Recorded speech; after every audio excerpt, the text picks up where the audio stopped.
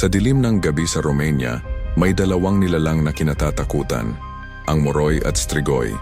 Ang Moroy ay sinasabing kaluluwa ng mga batang namatay nang hindi nabinyagan o kaya'y mga nabuhay muli mula sa libingan.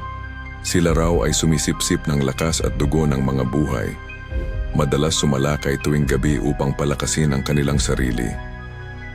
Ang Strigoi naman ay mas kilala bilang mga nilalang na minsang tao, ngunit bumangon mula sa hukay matapos mamatay.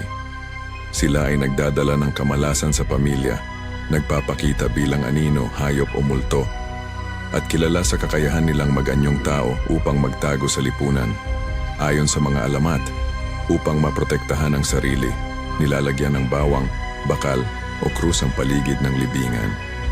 May mga tunay na kaso sa kasaysayan ng Romania kung saan binubungkal ang mga bangkay at tinutusok ng kahoy ang puso. Paniniwala ng mga tao na ito raw ang tanging paraan upang pigilan ang Strigoi at Moroy na bumalik sa mundo ng mga buhay. Sa kabila ng modernisasyon, nananatiling buhay ang takot at pag-iingat laban sa mga nilalang na ito, na patuloy na bumabalot sa mga kwento at paniniwala ng mga taga-Romania hanggang ngayon.